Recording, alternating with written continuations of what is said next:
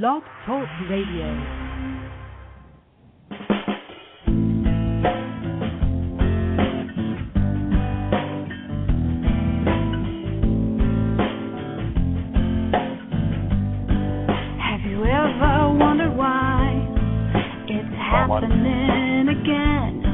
Welcome to MindShifters Radio with your co-host, the Forgiveness Doctor, Dr. Michael Ryce, and his wife Jeanie. Michael and Jeanie share with you the wisdom of the ancient Aramaic internal process of forgiveness.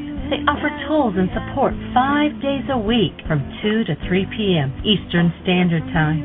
They will support you in building a solid foundation within yourself to live in pure love. In Aramaic, Rahma. Michael is the author of Why Is This Happening to Me Again?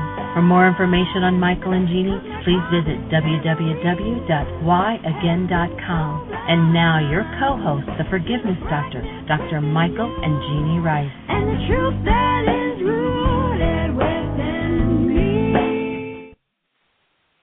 Hi, and welcome to MindShifters Radio. Our call-in number is 646-200-4169. We'd love to hear from you.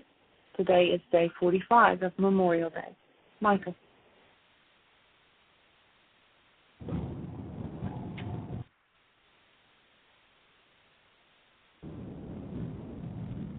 Michael, are you there? I am, yes. With our technical challenges, but we are driving down the road in Kansas City, Missouri. If you listened to yesterday's show, you heard us sitting around waiting for them to repair whatever they had messed up on our van. And so fortunately, this morning we got a call, and I'm on my way to pick it up. So you might hear a little bit of road noise for a few minutes. Michael J. is dropping me at the Freightliner dealership to pick up our spinner. So do we have any callers online, Jeanie, or anything in the chat room that might want to kick us off and get us started? No, there's several people out there listening, but nobody's asked any questions, so you're on your own. Go for it. Okay. And do we have Dr. Tim, David? I'm here. I don't know if I'm hooked up. Hey there, Tim. You're hooked up. We got you. Great. Well, we're just hoping that the electricity stays on. It was off again this morning when we got here, so we've had it off and on for the past couple of days, and some people are still without it. May not have it till Saturday, so we're feeling blessed to have some. What's going on with this crazy weather? Well, it's been a challenge, and my thought for the day centers around a book I'm reading, the Jesus Papers, just reinforcing the need for us to do our internal work and create an experience of what the spiritual work is, the inner work, and that expression of love, rather than rely on having somebody else tell us what it is or to follow someone else as a guru. So that would be my thought, that the value in this work is any tool that can help me have a personal experience of that energy of love and how that empowers me rather than leaving me to follow somebody else's ideas. Absolutely. A personally experienced becomes the key. And that's, to me, what it totally, completely consists of, is getting to that direct experience of the active presence of love. Without that, there's not much to go on. And, of course, in the ancient Aramaic, the whole thing was about what we have to do in order to produce that result. In order to achieve a direct experience of being, there are certain tools and certain things to engage in that will move us to that experience of a human life. And the experience of a human life is the experience of the active presence of love. And so that's what wants to happen for each of us. And if we don't have that, then what happens is we talk about somebody else who's had the experience. we talk about somebody else who's had the experience, but leave the experience undone and untasted ourselves. And my experience there is that when we don't have that direct experience, what becomes much more attractive is phenomenology. That is, let's do something, let's talk about something phenomenal, something awesome that doesn't really involve me, but I can talk about how somebody else did it. I can look at somebody else's life and not have to actually look into doing my own work. One thing that you trigger in brain cells around that topic, Terry, is the 3rd century. There was a major meeting of different theological groups who voted. You know, people talk about how the Scripture's all literal truth, and they voted on which books would go. And there were lobbies, you know, much like happens in Congress. There were lobbies who said, no, we want this book in. No, we like this one. No, we like that one. So the official canon became the official canon by being voted on by humans, which might leave some kind of a question in your mind. And this is the Council of Nicaea, about 300. And then they created a statement of faith out of the Council of Nicaea. And I find it really interesting when you look at that the actual life and teachings of Yeshua don't appear in the statement of faith. You know, if you're familiar with what's been called the Apostles' Creed, it speaks about a phenomenological event, born of the Virgin Mary, comma, and then another phenomenological event, suffered, died under Pontius Pilate. Crucified, died, and was buried. Now, if you look at that, where's the whole life and teaching and the experience the man said he was here to give us? He said, I come to bring you life and bring it more abundantly. Where's the whole experience? It's in a comma. It's disappeared. It's gone. Don't do your work. Don't go about the work the man suggested. Just pay attention to the phenomenon. And that's one of the things that, you know, the non-being mind wants to do. So I definitely agree with you on the idea was to come to a direct experience. And that direct experience comes through, in Aramaic, the operation of law, the operation of, there's a way to approach that experience. And the first order of business in the whole thing is to have a condition of love in your mind, to get to the state where you're connected to love. And, of course, that becomes a challenge if you live in a world of hostility and fear. If you live in a world where the good old Michael, family feeling... I don't know if anybody else is not hearing you, but I'm hearing about every other syllable. Well, really? That's not good. I'm hearing him. Okay. All right. Maybe it's my phone. I'll disconnect and come back in. Okay. Thanks, sweetie. So the direct experience, directly experienced becomes the key, and the first order of business in that was in the Aramaic. You know, we're told the first law was love the Creator, neighbor, and self, as though that's something you do to them. But if you go to the Aramaic language, it's not about what you do to the Creator, neighbor, or self.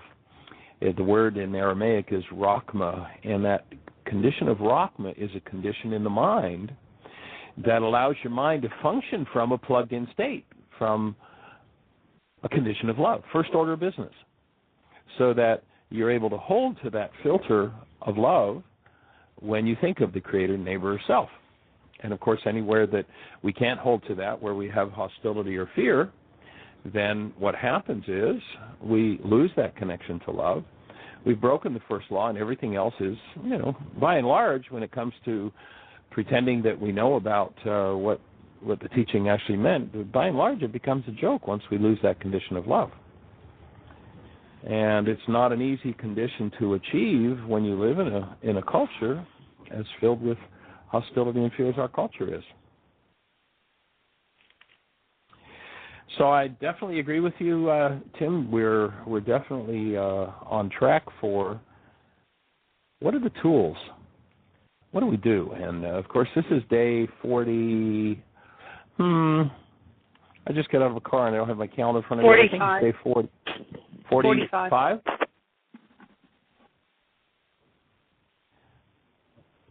there was a bit of an override there, sweetie. Was that 45? Yes. Oh, awesome. So day 45 and heading for maintaining the condition of love in the mind. Why? Well, why day 45? What's that got to do with anything? Well, our Memorial Day celebration was 45 days ago. And on that day, we decided that what we would do would be to celebrate Memorial Day every day, and as a way of truly honoring those who've given their lives, or maybe more properly, we should say, had their lives taken from them. One of the vets, David, the day we interviewed, they asked him, he shared with us that they had asked on a radio show what was the most difficult sacrifice in going to Vietnam, and he said the most difficult sacrifice, brought up in the religious background he was, the most difficult sacrifice was to kill someone and take someone's life. And those who, we want to truly honor those who've had their lives taken, who've taken others' lives, who've been injured, who've been maimed, who've been scarred for life, brought those scars home and shared them oftentimes not so kindly with their families, their friends, their co-workers, and some of the crazy things that occur in the world. So how are we going to honor those people? Well, we decided the best way to honor them was that every day we'd invite every person who's listening to the show to pick at least one issue where they are willing to do some forgiveness work and willing to remove some form of hostility or fear from their minds and free themselves of that hostility or fear, thereby freeing the world of that hostility and fear.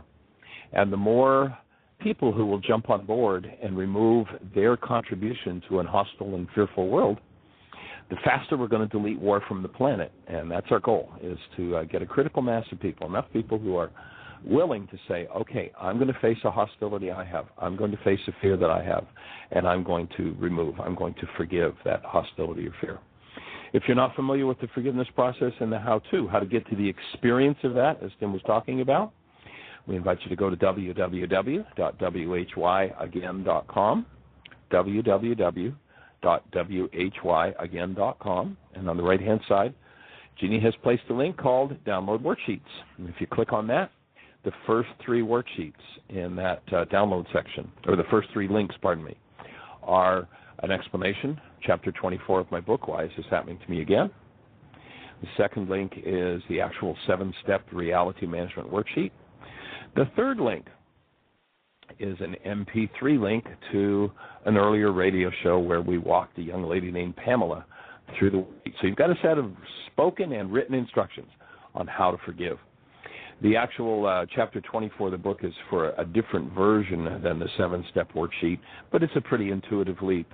And the MP3 for the radio show back in, I believe it was February, the MP3 is using the 7-step. And so we invite you to pick that tool up. Pick a situation where you have some hostility or fear and just be willing to delete and remove that, so that you can approach the same circumstance that yesterday you perhaps blamed for your hostility and fear. You can approach that very circumstance without hostility or fear, without blame, without having to make it somebody else's fault. You can own that and say, I can maintain a connection of love here. So that's our invitation. And Tim, do you have anything to add to that invitation? I know that you've been doing work with vets up in the Chicago area. Dr. Tim tonight has a support group in Crystal Lake at 7 o'clock, Tim? Well, that was last night. And last night, excuse me. And it was the second time in our 6-year life of the group, 5 years that I've been doing it, that we had to postpone it because there was no electricity in the building. So we will be meeting again next Tuesday, but it's every Tuesday night from 6:30 to 9. And the thing I would add is that, you have in your work the foundation that you're working with is translating from the ancient Aramaic directly into English. And one of the things that you like to discuss is the Aramaic translations for the Beatitudes. And there's another Aramaic set of translations for the Beatitudes that really come across as tools for ushering one into the personal experience of their connection to their source's love. And the first one from that other translation, instead of saying, blessed are the poor in spirit, for theirs is the kingdom of heaven, The new translation is, now is the ripe time to make your home in the breathing unity. The fertile soil of the queendom will birth your clear guidance. So this becomes a practice of breathing, getting in touch with your breath, realizing that the only way you can be breathing is that life has an energy that's living through you, and that, as you talk about, instead of blessed are they, the word is tuvehun, which means there's a latent neural structure implanted in you by your Creator to break off the effects of your errors, guide you to peace and happiness if you do these things. And this first instruction is, make your home in the breathing unity. Let the fertile soil of the queendom birth your clear guidance. So it's things like that, the breath work that you advocate and teach, your still point breathing, and the reality management worksheet, which is a way to go in and remove anything within my mind system, energy system that doesn't belong. These things are tools to put me in a direct experience of something that is completely different than the fear and hostility that the culture would teach me to buy into. Yeah, that's powerful. Tim, do you have a copy of the Enlightenment book from the gu-rus? Yes. One of the things that I might invite you to do, because I actually, was brought up with the Greek translation of the Beatitudes, and I always thought it was just a nice philosophy until I sat down and longhand wrote it out, and I did it twice. I don't know if you've gone into the dictionary in the back of the Enlightenment book and done that, but it's a really interesting experience. And with this translation that's coming from the fellow who did the Way of Mastery book, in the Aramaic, it's actually a language with very few words relative to, say, for instance, something like English. So you have to get a sense of what the speaker is saying, and there's a slight variation in the poster that we put up, but it essentially says exactly the same thing, a little different detail, that beatitude in Aramaic is a latent neural structure implanted by God to guide you to happiness and well-being becomes your conscious possession, you whose home is in the eternal forces from God. And, of course, one of the eternal forces is the breath, rucha. That this is the eternal force. In Aramaic, it doesn't say that God sent out His Spirit. It says God sent out His breath. We've got to stay connected there. And but if you haven't done that with those two translations, the one that's in the book, and then the one that and I don't remember his name, the fellow that did Way of Mastery that you just quoted from. He goes by Yayam right now. It was Mark David Hammer was his original name. But you might find it interesting to have those two. Yeah, the one that's in the book and that one. Yeah, I've done that several times. I've taken every time we have your the Empowered to Heal DVD, where the second part of it you talk about your set of interpretations from the Beatitudes. I bring this printout of the transcript from his Beatitudes work, and we just share them and see the similarities, and it just makes it a richer, deeper experience. It's a powerful. That's awesome, isn't it? It is awesome, and of course, life gives us every opportunity we need to move out of the good old family feeling and the power person dynamics, and do something different than what has been stored in this carbon-based memory system that will tend to keep us in hostility, fear, blame, guilt, fault, all those kinds of games. And so we're here to, of course, teach, and I love what Richard Bach says, we teach best that which we most need to learn. So, folks, you can hear what I need to learn. Here I am in the process, and I invite you to join in that process. And if you have any questions for us, is this conversation making sense for you, or if there's something about it that doesn't make sense, it would be awesome if you would just pick up the phone and dial in. Our call-in number is 646-200-4169. 646-200-4169. And we would invite you to call in and ask your question. What tool are you using? What's your experience with it? What are your questions? And it's interesting. We ask this question every day on the show, and we have this dearth of people who will call in.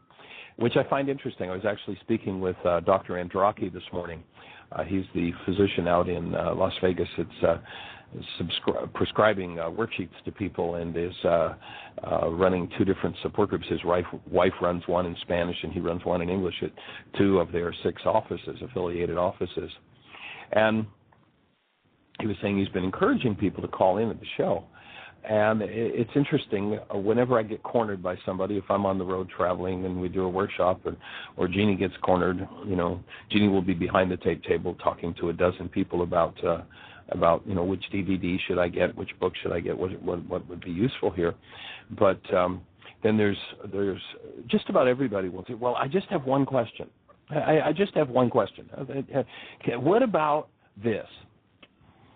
And, I mean, it's universal. I'm sure at the support group, I'm sure, Tim, everybody wants to catch you alone after the session, before the session, at the intermission. And I just have one question. It's just a short one. And it'll be something like, how was the universe made or what have you. But I'm sure you have that happen. I know David has that happen all the time. And so here's your chance. You can get input from David. You can get input from Jeanie. You can get input from me. You can get input from Tim about your question regarding these tools. It's not an easy path to follow. It's not a Dr. Feelgood path. There's work to be done. There's ownership to be had.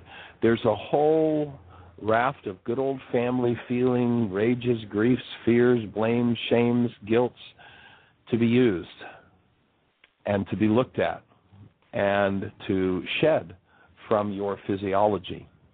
We're here to support you in that, and we'd love your question. And if you have a question, yes, sweetie. All right. We have one person in the chat room that said, and this was some time back, so I'm not real sure exactly what statement, and they're not on there right now, but it said, thank you for your statement. Many people think that they need a third party to connect to the higher self. And then Lisa just wrote in there and said she had an interesting illumination of where her mind energy was going yesterday at her new job. She said she's manifested a supervisor that is super critical and not happy with her work, and how does that look like her life? And, yes, she's doing worksheets right now. And then we have a caller on the line. Lisa. Well, Lisa, that is awesome. The next layer, the next opportunity, of course, life gives us all the opportunities we need. And the reason for that is because we carry with us a whole instruction set from all the generations in our bloodline. And every instruction set that's in there that's based in hostility or fear has to be faced and let go.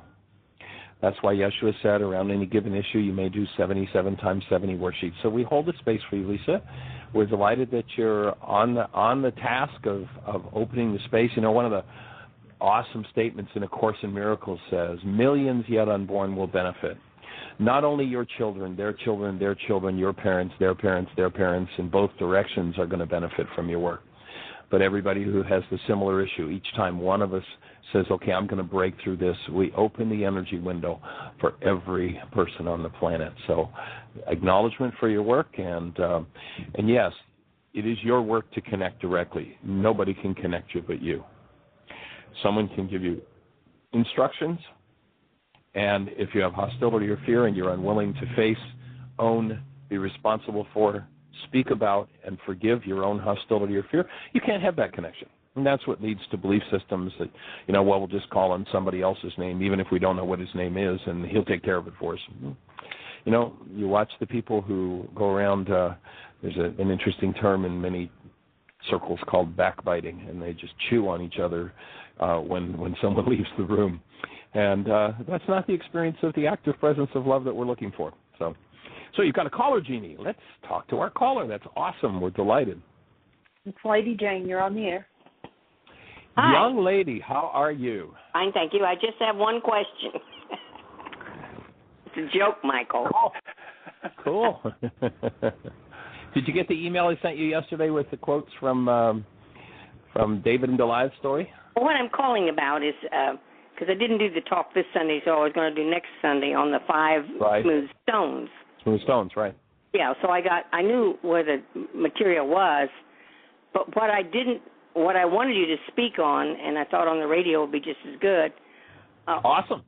Okay, one of the things about true perception, I'm not real clear. I know about the will, and I know about The 12 Powers of Man by Charles Fillmore. Right. Okay, from there I get, but true perception, I really kind of went blank on that. And can you, I know it's out of the, ethers, out of nowhere, but what can you say about true perception? I offer that you are absolutely right on, and that actually fits extremely well with the whole topic of the Beatitudes. Good. Because the Beatitudes speak about activating this neural structure that supports us being in the 5 smooth stones of David, and one of them being true perception. So no, you're perfect question and right on track. So let's use an example. I say to you, don't think about the color of your car, and what happens? You think about it.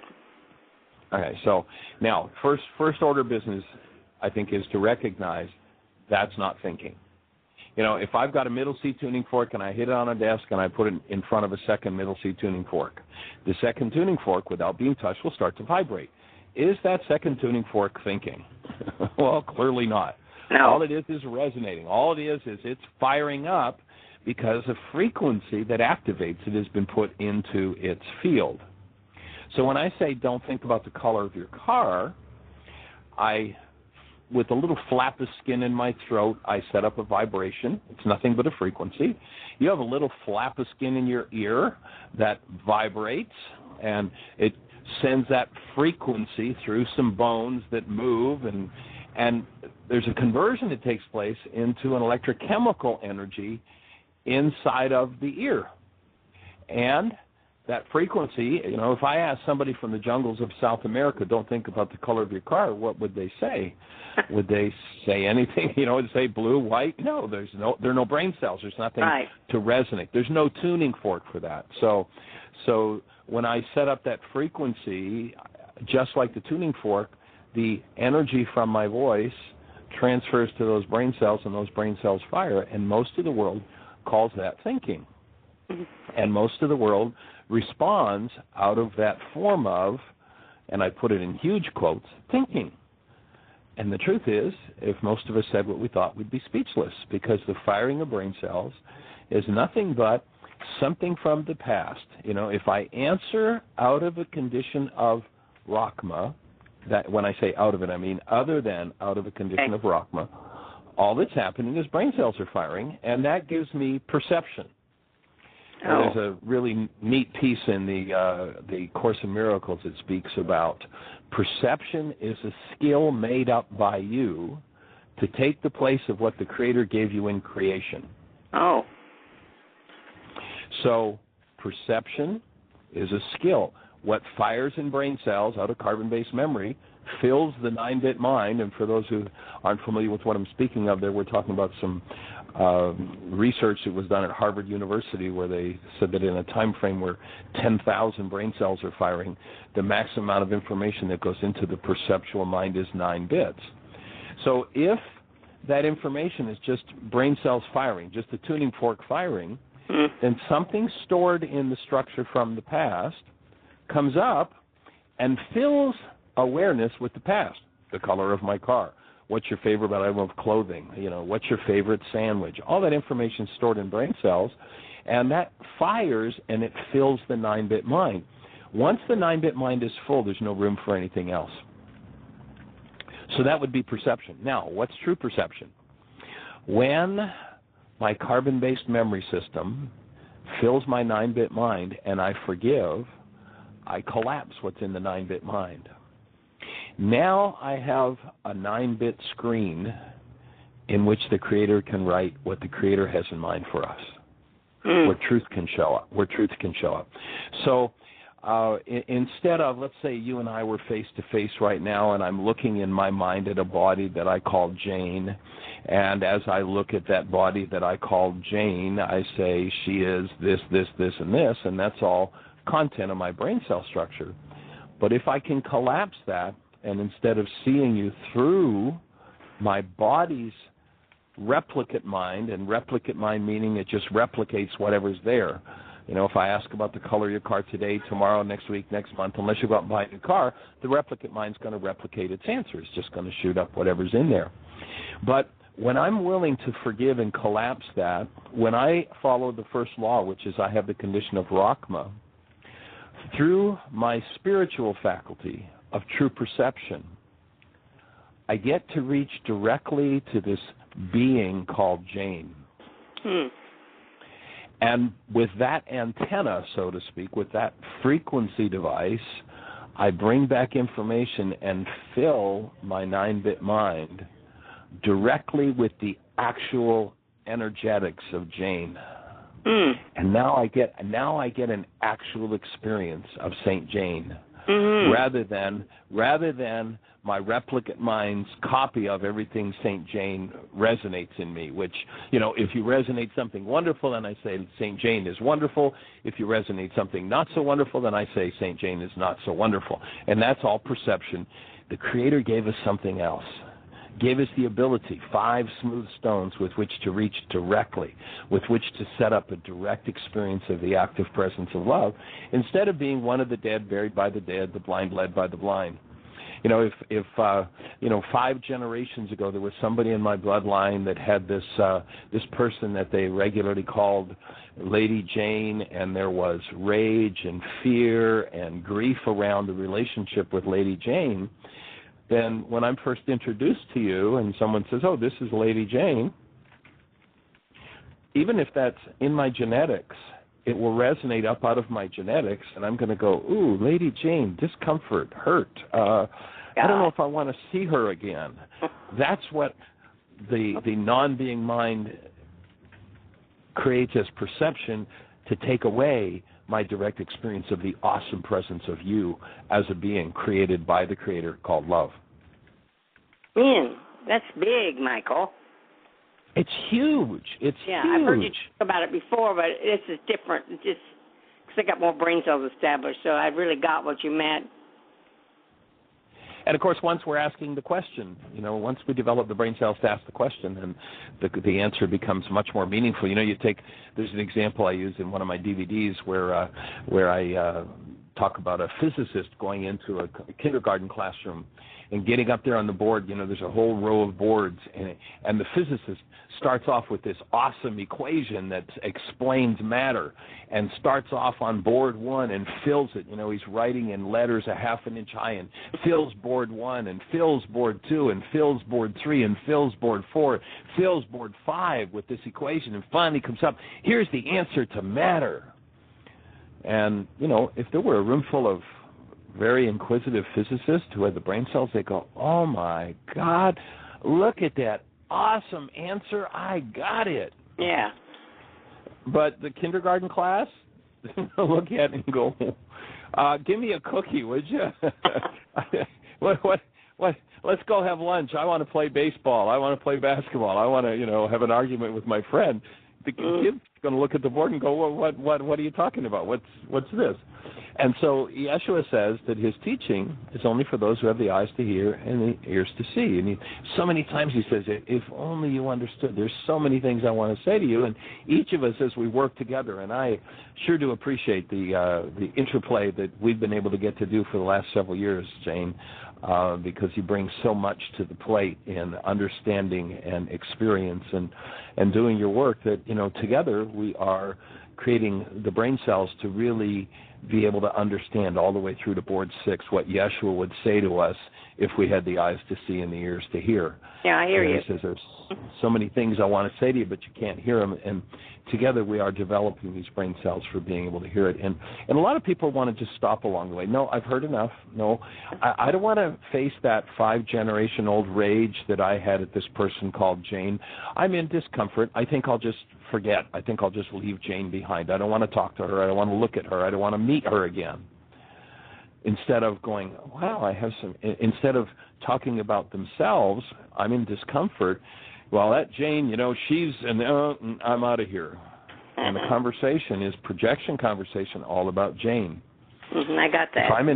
If I'm in discomfort, then, and I want to heal, I'm going to say, Jane, I don't know what this is, but, from the minute I met you, I've had this discomfort going on in my body, and, it seems to affect my low back and my chest, and I'm having trouble breathing. I don't know what that's all about. But I do know that there's something resonating in me, and I'm ready to face it and deal with it. Would you mind supporting me.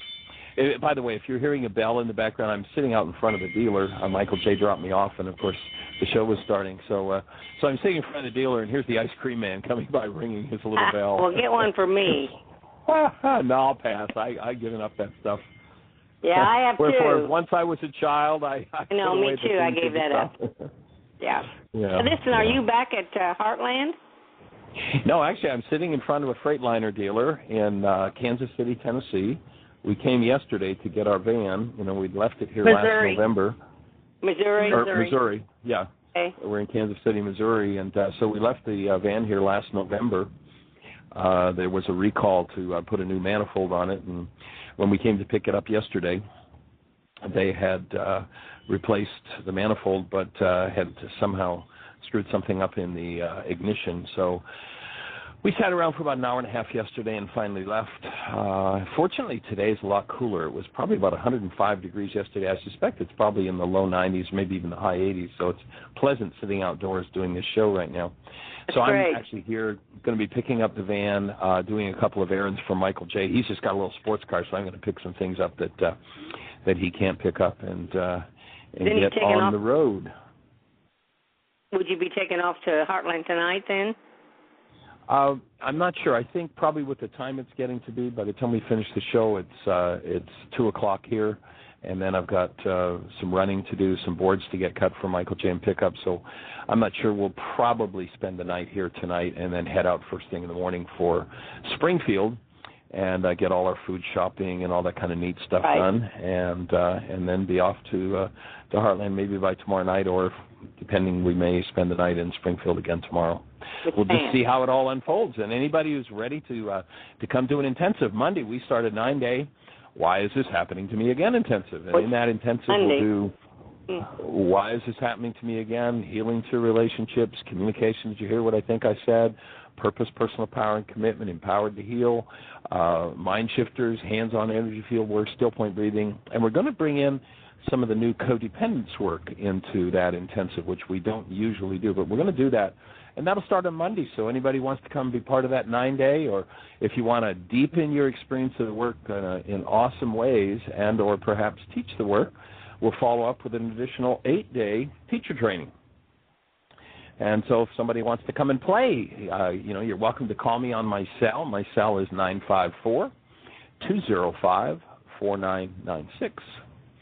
And we're here to answer questions, and if you're ready to take your work to the next level. In the intensive, we get into some deep process work. And so one of the other thoughts, Jane, about your question on true perception is with each of the 5 smooth stones of David, there's the non-being mind, or the replicate mind, has a cheap copy of everything that's real in that spiritual dimension. And so we have the true perception, and then we have perception from brain cells from the past. And so that's the mind's cheap copy, and each of the 5 smooth stones has a true copy, and then the non-being mind's cheap copy. I see. Okay. Listen, Michael, I appreciate you sharing that with all of us, and I took a bunch of notes, and then I'll be able to pass this on Sunday, because I thought it was. I just think it's a great subject. The 5. Well, maybe if you record it, you could share it with us. I don't know. Do you record it usually, or? Yeah, sometimes I do, and I know that before you'd ask me, and I will, since I'm using your material, a lot of it. Well, that would be cool, and maybe one of the things we could do is if you send us a CD of it, we can convert that CD to an MP3, and we could post it on the website too. We've got links to some of Tim's stuff that he's done. He did a great presentation. Yeah. If you send us a CD, we can turn it into an MP3, I think. And maybe we can post it on the site. Okay, well, I'm going to let you go, and thank you for everything. I appreciate your question, and we cherish sharing the planet with you. Thank you. I feel the same. Thank you. All right, blessings. Bye-bye. So, Michael, what are the 5 smooth stones again? 5 smooth stones. Well, if you look at that whole story of David and Goliath, it's presented as a battle that between two forces, and one of them being this 10-foot giant with, muscles that bulge and swords and shields and spears, invincible basically. And his name was Goliath, and then nobody that had been trained in war would go out and fight Goliath because he was so invincible. And this one little shepherd boy says, I'll do it, I'll go. And he takes 5 smooth stones. Now, I would think that, and I've never, had any training in that whole war game, but I would think that if I were going up against somebody, I'd pick the most jagged rocks I could, if that was the only thing I had, to try to do the most damage I could, if that were the game I were playing. But David comes out with 5 smooth stones, and the 5 smooth stones I would offer are the spiritual faculties with which Goliath is taken apart. What's Goliath? Goliath is the replicate mind. It's the mind that when you say, okay, I got it, it's about love, from now on I'm going to do loving, and that's what you do until the next time your partner gives you the look. That's Goliath that takes over and seems undefeatable. How many times have you said to yourself, I'm never going to do that again, I'm going to do it this way, I'm going to do it this way. And basically, once we've denied and dissociated from a behavior, a feeling, an experience, we hide it from ourselves, and that becomes part of this entity that each of us carries inside of us called Goliath. Goliath doesn't like you to talk about him. Goliath likes you to talk about how everybody else is the problem in your life instead of having any conversation about yourself. And so the 5 smooth stones are the faculties of being with which Goliath is taken down, with which Goliath is piece by piece dismantled.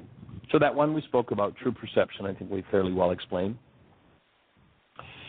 One of the others is will. You've got a thing on your site, the presentation you did. I think it was 16 minutes long on will, if somebody wants to listen to that. And that's something that we speak a lot about and cover in the DVD. If you're interested in more on that topic, the DVD is entitled Getting the Stress You Need. Will is the faculty by which the mind is managed. The cheap copy of will is willpower. I'll force my way through this. The non-being, the replicate mind says, I'll force things here. I'll get her done. And that's not will. That's willpower, the cheap copy. The real faculty of will is a subtle, gentle faculty with which you control your goals, thereby taking charge of your own mind. There's a worksheet on the website. We talked about it a little bit yesterday.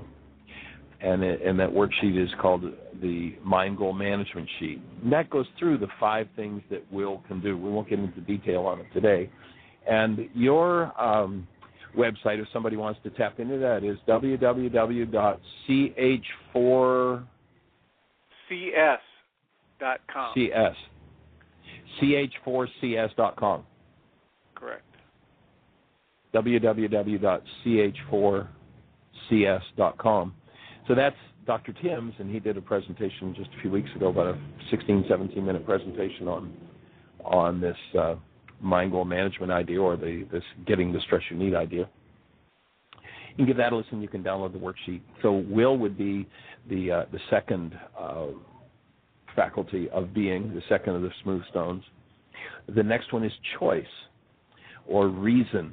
Now, the cheap copy of reason is resonance. In the world, we have a thing we call resonance. I say, don't think about the color of your car, and bang, you say, I chose to think about the color of my car. Well, there was no choice in it. All it is the firing of brain cells. It's resonance, resonance, cheap copy of reason. Reason is the faculty with which, when carbon-based memory serves something up that does not serve our higher awareness or our desire to live in the active presence of love, reason is the faculty with which we can select a different frequency, with which we can choose to bring a different frequency into this body's mind and start to dismantle this perceptual mind that comes from carbon-based memory that can just replicate those things from the past. So reason would be the third one.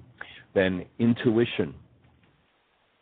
Intuition is the ability to reach directly to an experience rather than reaching through the body's mind. The cheap copy of intuition is the psychic realm. And the psychic realm is one where, and they warn us, be careful of psychics. because when somebody goes to a psychic, if they're working on that level of frequency, it's a lower level of frequency where if you come with a certain frequency and you resonate certain brain cells in me, then on the psychic realm, I read what my brain cells say about the frequency you brought, and so I sow seeds in you that are really about me. So let's say you've got somebody who's gone through this horrible divorce, and so you go to that psychic with your question about a relationship problem, and that resonates in the psychic, their horrible divorce file, and so they'll very often start telling you about how you're going to have this horrible divorce. And if you buy that, if you lock in on that frequency, then out of that you may just go ahead and create yourself a horrible divorce. Not required, but because the psychic didn't know they were projecting their own stuff into their reading, they share with you what's in their brain cell structure about it, as opposed to the intuitive faculty that purely goes to being and gives us the opportunity to directly reap a frequency from the presence of the life that's out there and bring it into our field directly, truly, right from the source. And that's what the Creator gave us in creation. He gave us that faculty. The world doesn't want you using that faculty. The world doesn't want you living in that faculty because basically the world likes its lies.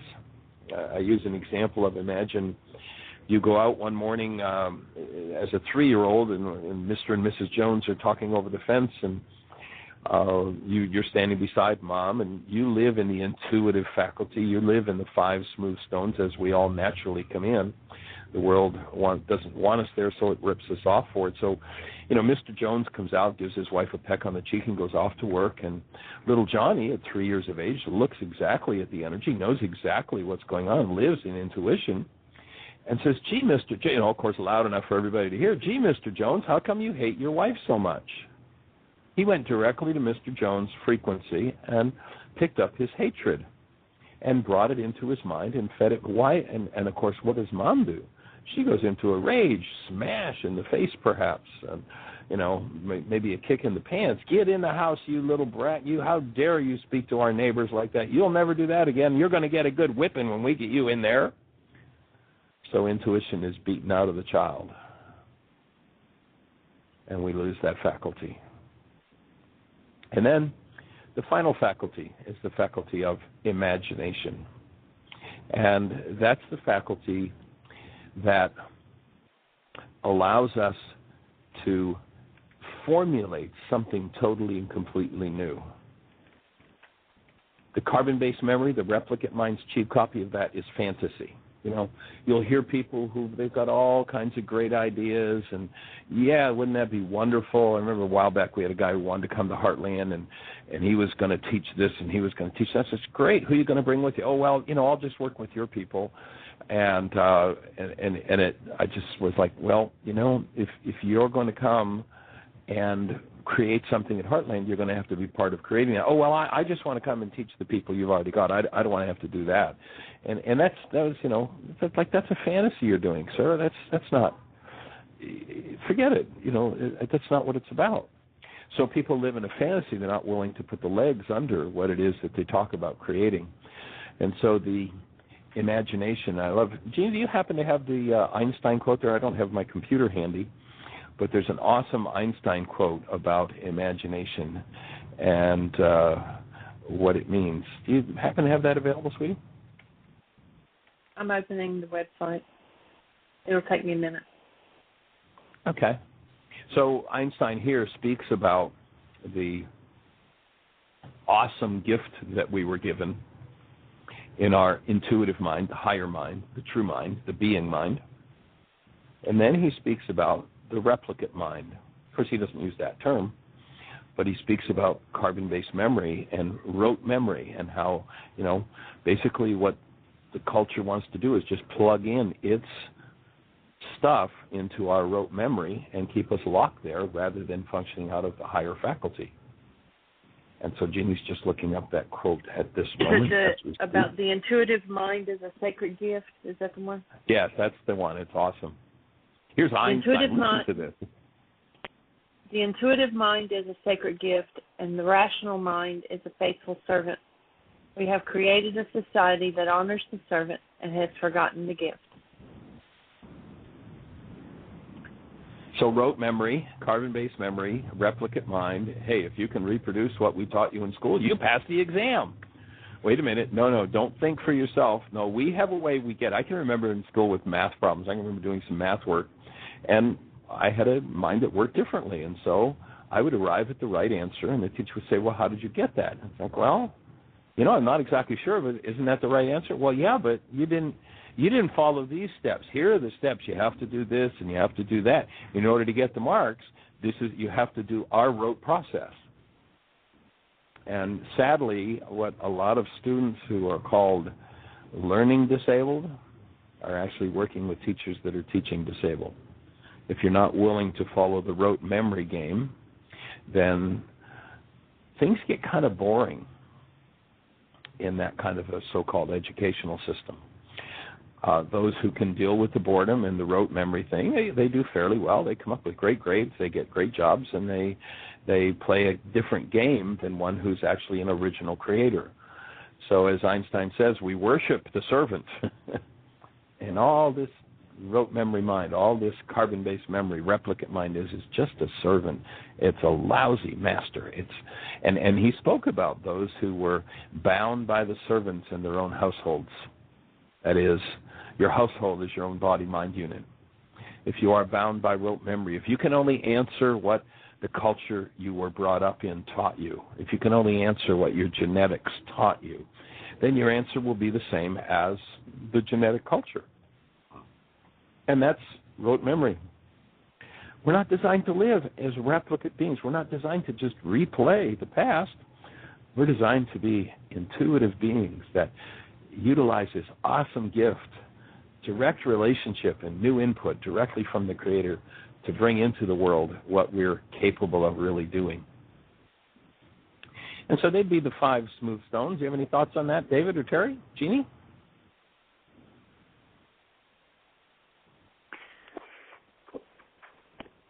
So Tim? Pardon me? What's the cheap copy for true perception? The cheap copy of true perception would just be perception from carbon-based memory. So I say don't think about the color of your car. Those brain cells fire and fill the mind. And there's nothing that comes from the higher faculties in that process. That's just whatever's stored in the memory bank. And that stuff can be useful, but if you let it run you, there's an interesting movie that kind of addresses this issue. It's called Being There, with what's his name? The Pink Panther guy. Yeah, the Pink Panther guy. That's what I was just going to say. But anyway, his name's not coming to me. But Being There. Peter Sellers. There you go. That's it. Yeah, awesome film. If you haven't seen it, it's an old movie, but Peter Sellers is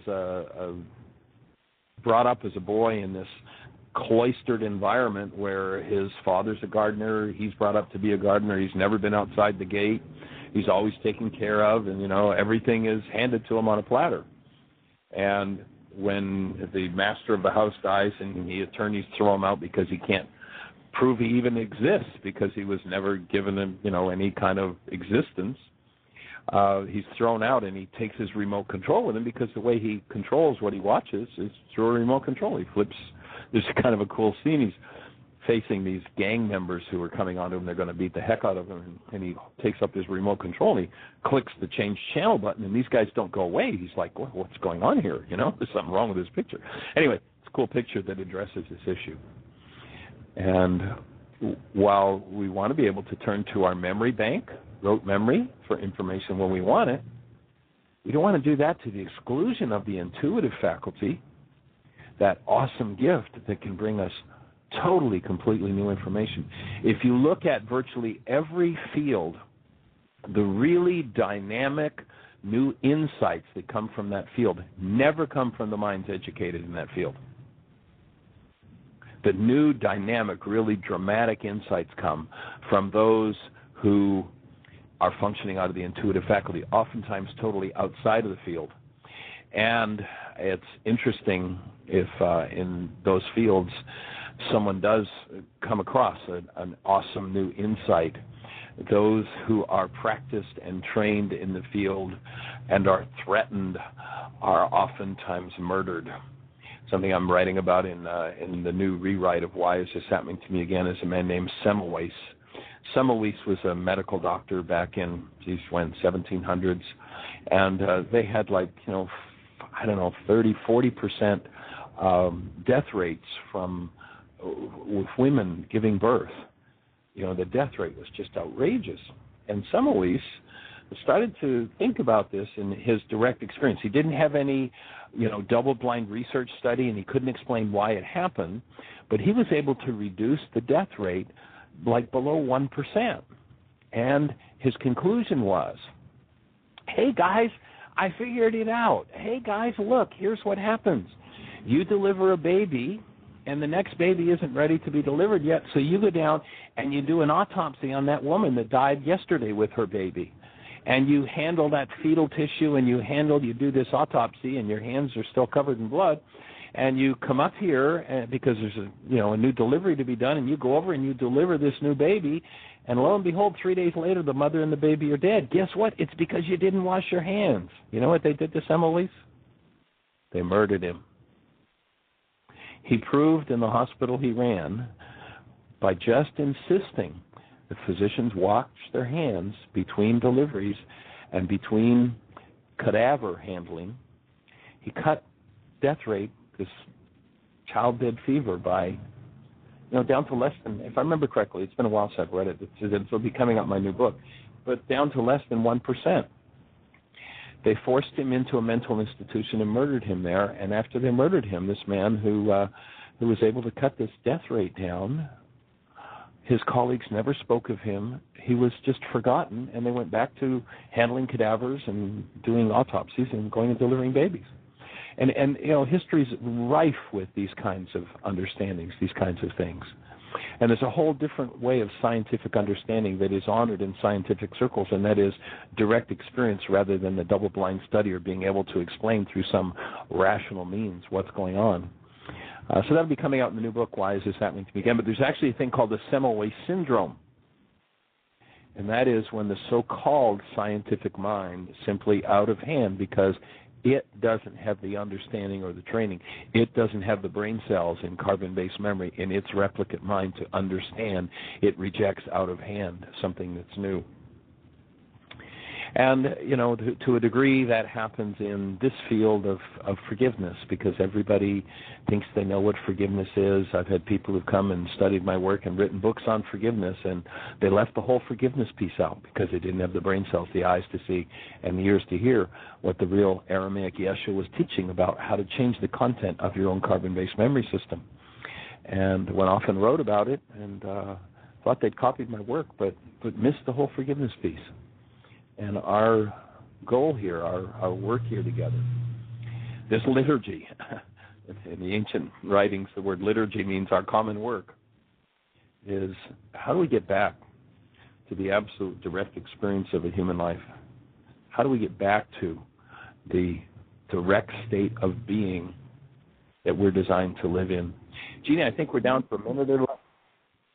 Actually, we've got about, it just announced in my ear, we've got about 55 seconds left. So I will just say thank you for your input, everybody, and Jane for your question, Tim for your input. To David, we didn't, your voice almost came in once and then we lost you. And Jeanie, thank you for supporting and doing the website so awesomely and supporting us in taking these tools to every mind, heart, and being on the planet.